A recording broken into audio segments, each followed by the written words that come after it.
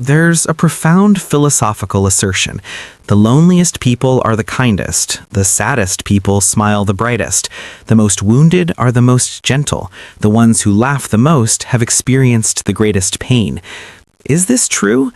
This question is not merely an exercise in agreement or disagreement, but an invitation to explore the intricate landscape of human nature, where contradictions coexist, where wounds and beauty emerge from the same source.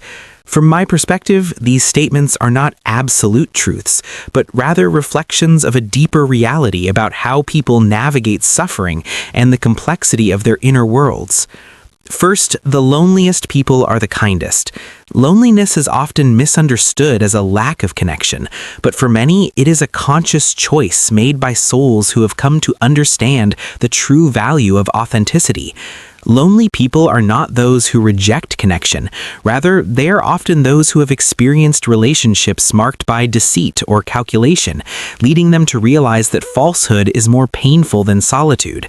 Their kindness stems from a deep understanding of pain and the fragility of trust. They do not act kindly for reward, but as a way to protect their inner world from erosion by superficial values.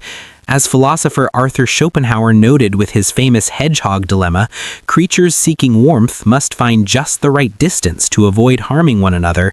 Lonely individuals have chosen that distance, not out of coldness, but because they deeply understand how carelessness can hurt others.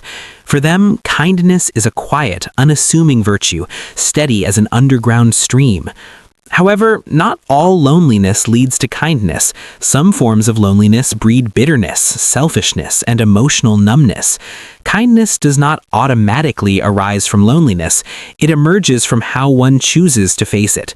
Thus, this statement is not a definition, but a tribute to those who have preserved a compassionate heart amidst the solitude of existence. Second, the saddest people smile the brightest. This evokes images of clowns who make the world laugh while carrying unspoken sorrow. The brightest smiles are often not those of carefree joy, but those shaped by hardship and acceptance.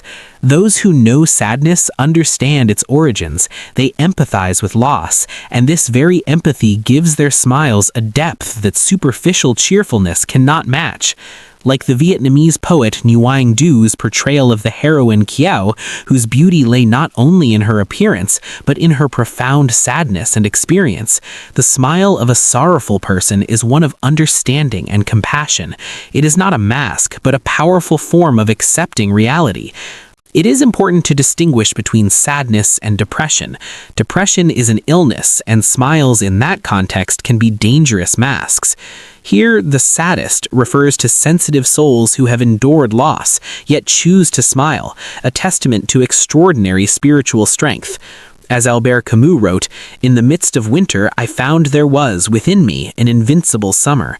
This captures the essence of those who carry both seasons within them and choose to let the summer shine.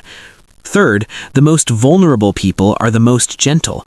This may be the most relatable observation, as sensitivity is a double-edged sword.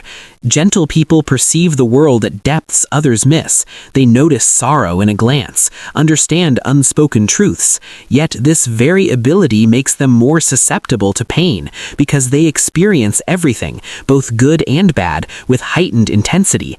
They cannot ignore rudeness, indifference, or injustice, for these cut directly into their sensitive souls. Rainer Maria Rilke once wrote, "Beauty is nothing but the beginning of terror which we are barely able to endure." Gentle souls are precisely those who dare to face that terror, even at the cost of vulnerability.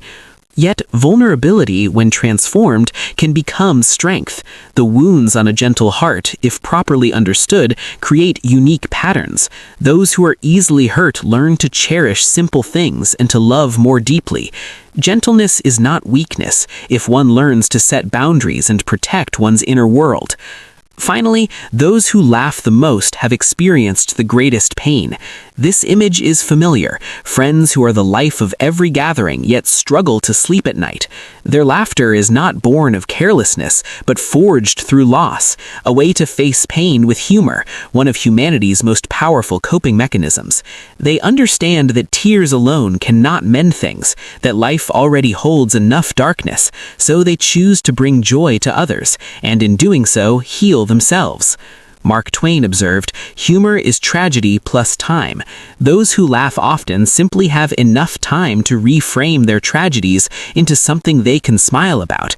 They do not deny their pain, but transcend it by shifting perspective." Still, caution is warranted. Not every cheerful person carries hidden pain, and not every wounded person expresses it through laughter. This is one coping strategy among many, not a universal rule. These 4 observations share a common theme: the contrast between exterior and interior, between appearance and reality, between how others perceive us and what we truly experience. They reflect the truth that people often develop their most beautiful qualities through their most difficult experiences. As Nietzsche famously said, "What does not kill me makes me stronger." Yet, a more nuanced view is necessary. Suffering itself does not produce beauty. Rather, it is how one confronts and transcends suffering that creates it. In modern society, these insights carry special significance. We live in an age of masks, where social media encourages perfect, happy, successful personas. Those who are lonely, sad, vulnerable, or who hide pain behind laughter are often misunderstood.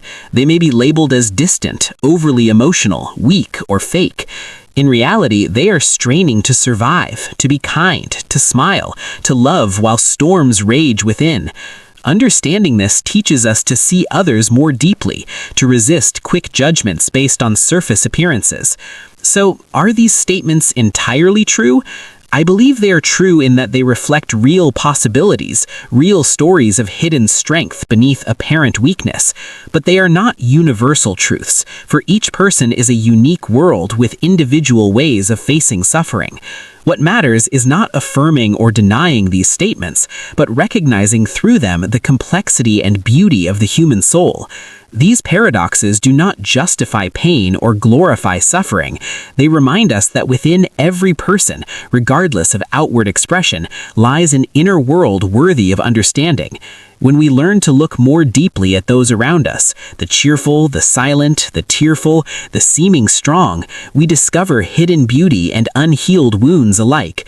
Perhaps the kindest thing we can do is pause, listen, and honor these souls, for ultimately each of us carries something of these paradoxes within ourselves. As Rabindranath Tagore wrote, "The world has kissed my soul with its pain, asking for its return in songs." Each of us, whatever our circumstances, can transform pain into song. That is the true